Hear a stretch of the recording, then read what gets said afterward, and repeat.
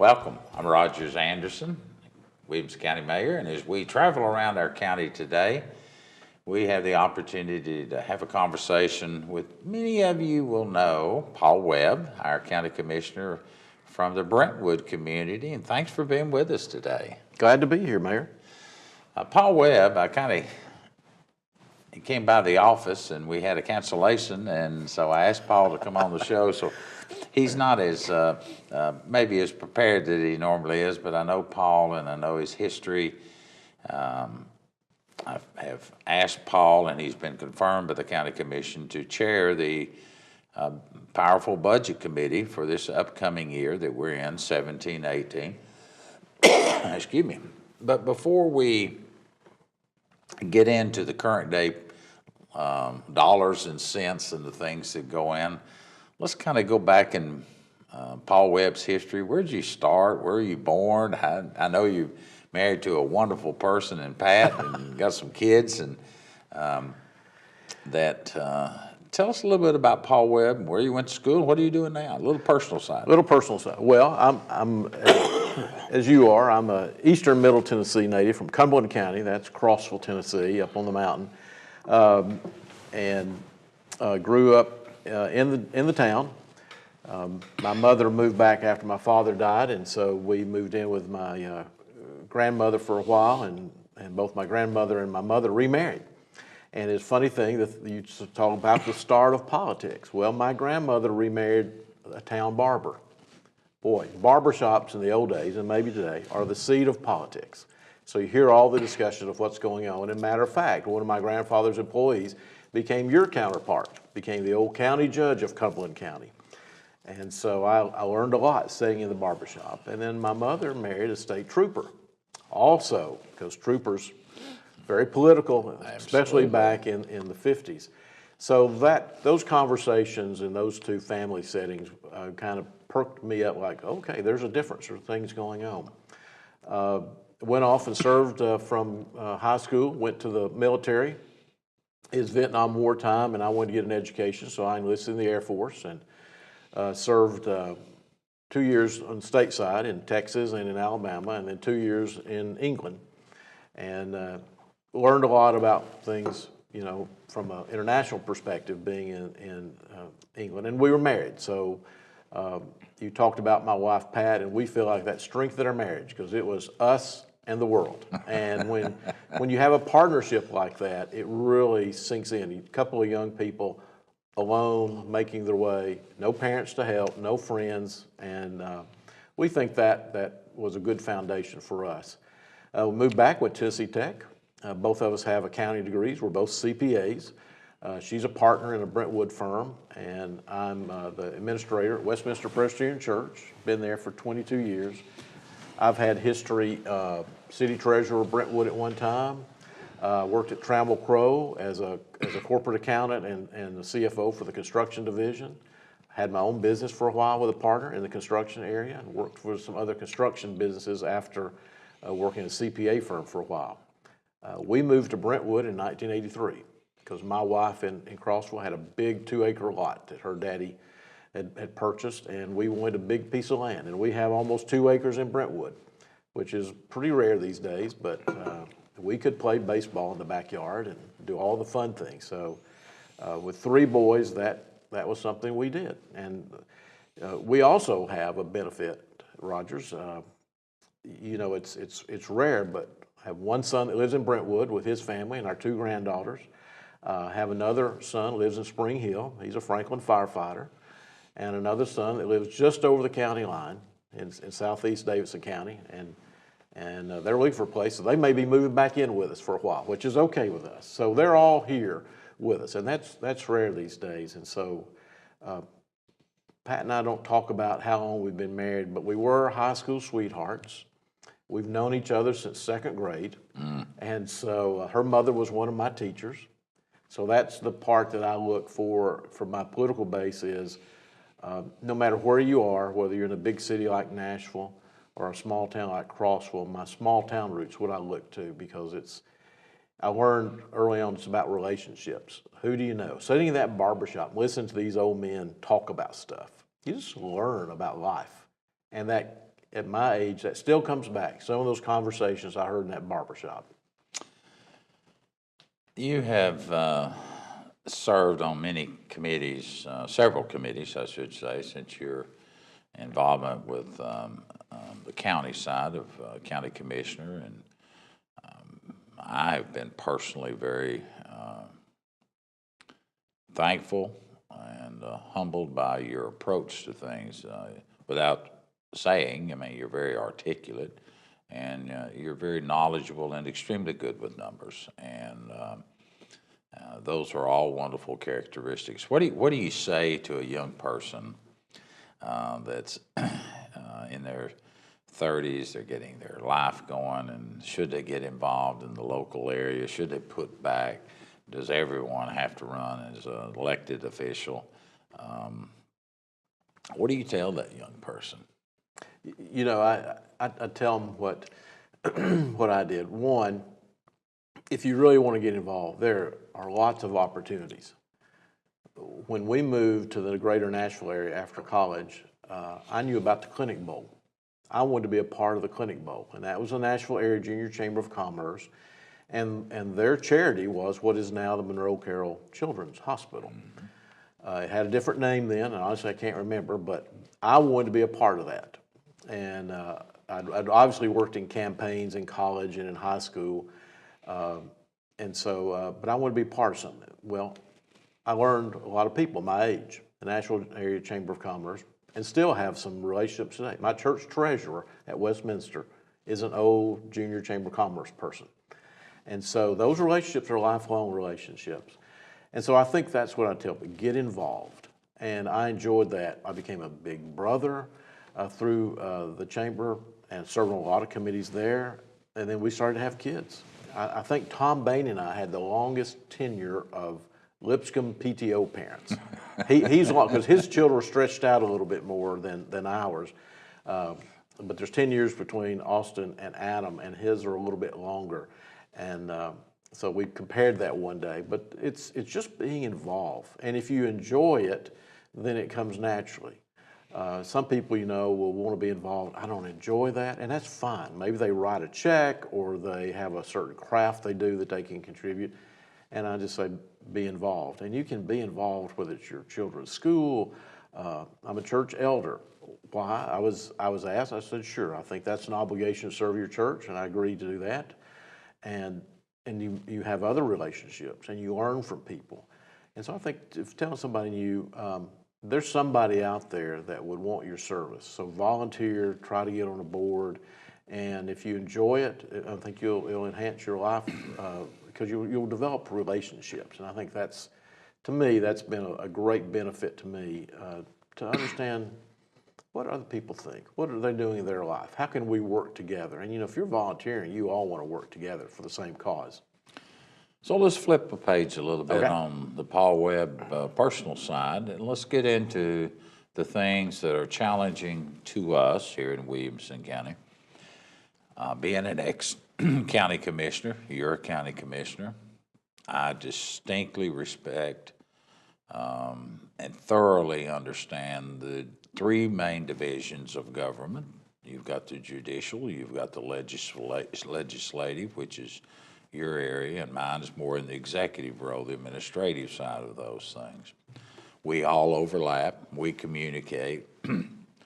You've seen changes. You and I moved here to this wonderful county about the same time. Mine was around 80, like yours. We've seen growth. We've seen major changes in our community. We've seen a Cool Springs Mall that just came out of a strawberry cornfield. We've seen businesses, major corporations move into Brentwood and all points of our county. You and I've been around and seen at least one new city, Thompson Station, during that era. Spring Hill was just a wide spot in the road in the 80s until the GM decided to bring the Saturn production here, Right. which is no longer in. And one constant element that has probably been that common denominator, that common thread that we all stood together in, not always agreeing 100%, but is in public education. That all of us realized from our prior lifetime that a community that has a good public education, then it solves a lot of the other issues. Now, it's an expense, it's not cheap, No. but public education is the foundation for building a lot of your communities. You and I grew up in an ag environment. Oftentimes, the ag environment was just, that's what your daddy did, that's what your granddaddy did, this is what we do. But we've slowly migrated. Ag is still important. I know it is to you. You work in the fair, I work in the fair. It is about that. The fair is about relationships, but it's also about that ag world. It's about having a good time, but it's also about getting to know your neighbors and your friends and working for a common goal. During the last 2 to 3 years, we've really we are really having to focus our attention on 1 + 1, and does it really equal 2, and how do we do that? To pay for schools, to pay for growth. Growth in itself never pays 100% of the bills. You know that, and I know that. But it's how you manage it. There was a time you and I moved to this community, there weren't a lot of jobs. There wasn't a lot of opportunity for a couple that had a child in Williamson County that he or she may not come back. There weren't enough jobs here. Today, that's different. There's sufficient jobs. They're good paying jobs. So how are we going to look out into the future for the next 10 years? And that's about all our crystal ball will handle, probably more like 5. Right. We're at 220,000 people. We've grown from 2010 to 2017. We've grown in 2010, we had about 183,000 people. Here we are in 2017, the close of the year. We've got about 220,000 people. We'll probably be closer to 250,000 people by the first part of 2018. Schools cost money. Right. Bricks and mortar is one cost. Operational is a total different cost. Right. You know, and oftentimes people don't want to hear that. We enjoy a good property tax rate per 100 in Williamson County, one of the lowest in the Middle Tennessee region. Our home values, our property values, our land prices are, some people would say they're out the top. I would say that they do increase every year. A product that you and I bought 30 and 40 years ago is more than double and triple the value of what we paid for it then. We used 20-year notes. I don't know how your personal life was, but I couldn't write a check for a house coming out of the gate. So I had to finance it. And I think we financed the first one for about 30 years. Interest rates were an all-time high in those 80s. I had an adjustable rate, first house. That's all we could afford. Oh, my goodness. I think I had a 14 or 15% interest on the first one. So you've seen a lot, I've seen a lot. We've seen it from kind of the same lenses, different parts of the county. We've been wrestling with for years now, charging fees, raising fees for new people that come into our community. They ought to have to pay a little bit more than the existing residents that are here. You have to run on a ticket every 4 years, just like I do. Right. And your people are watching us. How are we going to do this? How are we going to keep these prices down? You and I can't have any control over the retail market, the grocery market, on the prices. But we can have control on government, and we can have influence on government. So let's talk about that a little bit. We've got a very ambitious building program that's been presented to us about a year ago that was going to require a little over $500 million worth of new monies for schools, and specifically schools, not our court system, not the landfill, not the sheriff, just for the schools. Here you are taking the ham, you accepted it to be the chairman of the 17-18 budget year. Lots of challenges coming before you this year.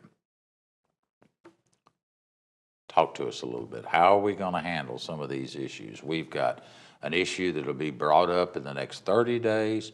Hopefully we'll look at it right after the first part of the year on a sales tax increase. Why should we support a sales tax increase? We're in litigations on a particular product now on an educational impact fee.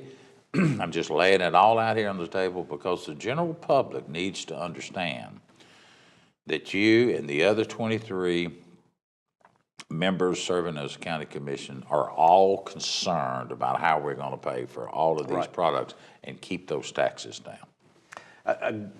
It's absolutely true. I think the basis comes back, the government, both state and local, has an obligation, a legal obligation, to educate the children. It's not a moral obligation. We have a legal obligation to educate the children. Part of our issue has been that because we're affluent, the state's formula has cut us back. We have, according to the state, more the ability to pay. So they cut back their share, which means the local taxpayers in Williamson County have to pick up a greater dollar amount. You know, and in one way you can look and say, okay, I understand that, but it's still like, you know, the state needs to pick it up. And I have different views upon that than some. I think we have a standard formula, and then if there's a county that's having trouble, then they apply and say, we need help, kind of a grant to get their system up. But that's something that, you know, the fact is we're going to maintain the schools. And you and others before you looked at the idea, schools are the important way. This is how we're going to grow the county.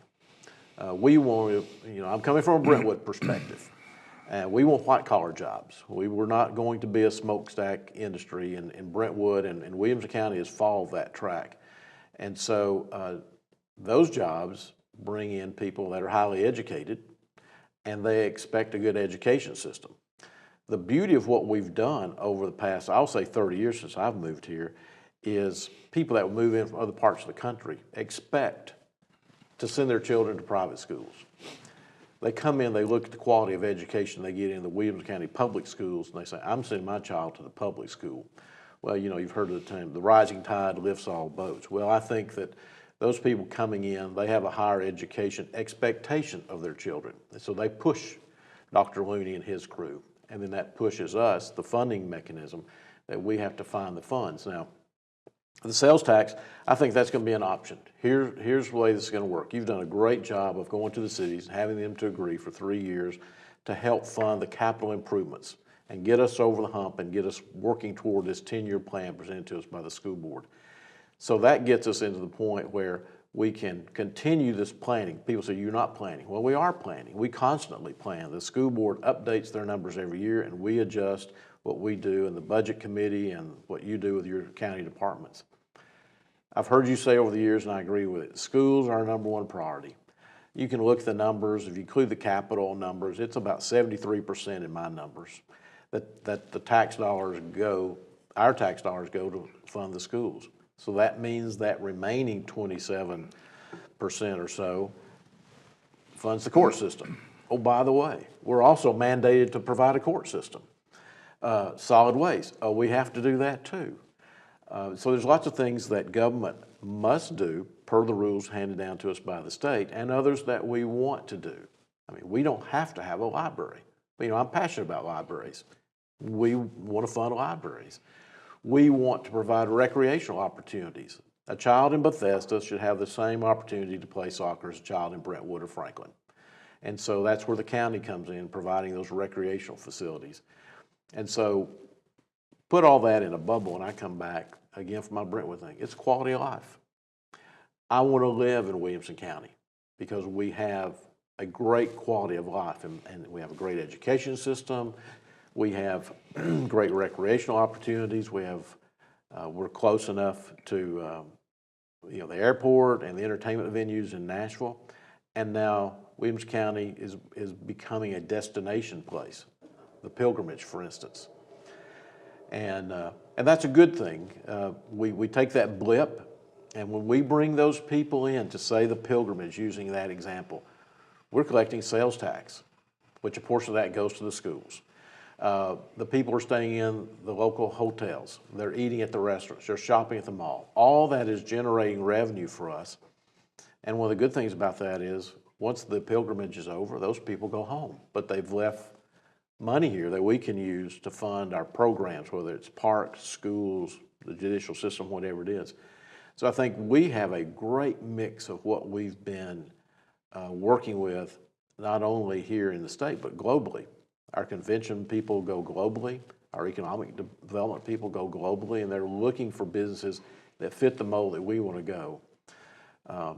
So back to the reality is we may have to pinch in certain areas of the county government in order to fund those schools, because that is the prime reason, I think, that people are moving here, for the schools. And some people say, well, we're retirees, but a great education system going up to Columbia State, and our great medical system, not only here at Williamson Medical Center, but somebody called it the triangle of, we have Vanderbilt, we have the Centennials, the St. Thomases, all those. So if you're a retiree and you're concerned about medical care, you're right here. This is a great place to get medical care in this Middle Tennessee region.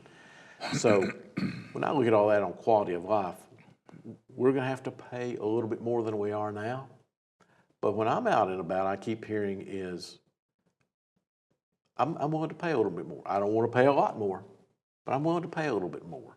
And so people are now considering, do they want to pay more in sales tax, which hopefully we're going to give them the opportunity to vote up and down what they want to do, or do they want to pay more in property tax, which they'll let us know, individual commissioners.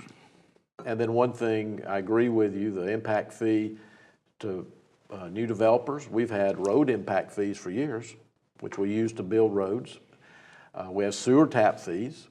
You sign up and you pay a sewer tap, and that goes back to help keep the sewer lines going, and a water tap fee. So these are things that we've had in one way or the other for many, many years. They're not unique. I know you covered a lot of ground there, but I do want to touch on one thing. And listening to you reemphasizes to me where we've come from since those 30 plus years that you and I have lived in Williamson County on two different parts of the county. I think the next 10 years will be a very telltale map, and I've only got 5 more minutes to even talk about it. But how, the challenges that face you and I, hopefully we're reelected again in 2018 to sit back in and continue to work on some of these issues that are before us. And we don't have a magic wand. We don't. You and I are old enough to talk about the Ouija board. That would be nice if it really worked. But as you look out there, if we're going to continue to push the envelope and sustain the things that we've got, the challenges are, how do we pay for them? They're not free. And one of those is in the area of education. Yes, we will clear this first hurdle. I have already done it in this current year's funding by some creative things we've done from the financial side. We will create and hurdle, and we will leap over that in 2018. I'm convinced of that. But the challenges are, how do we continue to do that as a community? Because as Matt Largent, Economic Development, and Ellie Westman Chin says, 52% of the people that live here now are not from the state. Right. Not born in the state, not the county, just not the state. Right. So we have different ideas, different views. They don't know you, they don't know me. They just enjoy the things that you and many others prior to you and me have worked and put together. Mm-hmm. I agree. From our senior citizens to our excellent roads to our quality of life issues that you've defined. How do we do that in the future? Well, I think it's through shows like this. It's through education. It's getting that word out. But yet the paper sales are down. Social media's up. We have to be able to educate the people that the Paul Webbs of the world and the other men and women that work on the county commission and in our bond, they're good men and women, and their heart's there. You don't make enough money to be a county commissioner to do this just for the money. No. People need to understand that. You do it because you love this community. You do it because these are the things that are important to you. And somebody else did that, like we were talking about earlier. Someone else before you helped put that stake in the ground. They built the foundation, and we're trying to take what they built for us and notch it up another level, maybe 2 levels. And all the accolades we get for the school system and our parks and everything that we have in the county, the bottom line is like anything, a successful business is we need adequate funding. And I think the people that are business people in the county understand that. It is up to us to find new and different ways to communicate Sure that. it is. Since the traditional sources, the TV, the local newspaper are dying out, but social media, and then I think back on one-on-one relationships. Yes. Paul, we got about a minute and a half. I'm probably overlooked something that you would like to talk about or say. And while you're thinking of that, I would encourage people to watch this show. If I'd ask the guys here in the studio to put down at the bottom to call my office. If you have a question, you have a concern, one-on-one, we have an open door policy. No, we can't always be here, but I know you're very open in your community in the Brentwood area, and you travel around. It's not just like you're a county commissioner from Brentwood. Once you're elected there, you become truly a county representative. You just are elected by your constituents base there in your community. But you go to Flat Creek and Greenbrier and Fairview. Got a minute? Well, you know, and the other thing, it's important to know that county commissioners, most of us are still working full time. We're not retired. We're not independently wealthy. We go to a job and put in our 40+ hours a week. And in my case, you know, I'm going to Nashville every day on West End, but yet I do come to, yes, Flat Creek, because that goes back to my beginnings. My middle son actually graduated from Fairview High, so I keep an interest in Fairview, have friends out in Fairview. So, and then I drive around. It is very interesting to see where we go from the horse farms out in western part of the county, and then drive down Carruthers, the new Carruthers, with all the houses have popped up in the last 2 or 3 years. So we are a great destination. It's obvious. We have a great product. We've done a good job, us and our predecessor. I'll take part of the credit. You know, as a city commissioner, a county commissioner, we've done a good job, and I think it shows because people want to move here. And guess what? When we're ready to retire or move to another place, our home values will be much higher than in other areas. Paul Webb, 5th District County Commissioner. 6th District, excuse me. 6th District County Commissioner. Our budget chairman can be your friend. Pick up the phone and call him. Check in with us. Thank you for being with us. Thank you.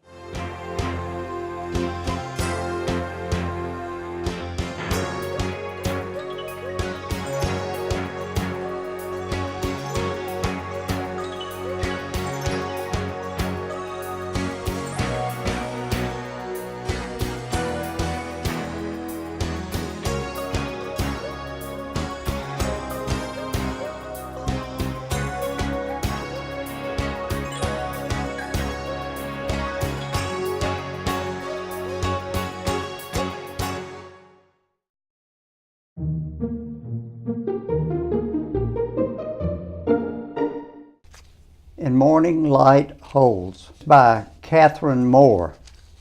How beautiful and blue the morning, hatching in this hour, steady against the breeze, the wrens flit from pot to post.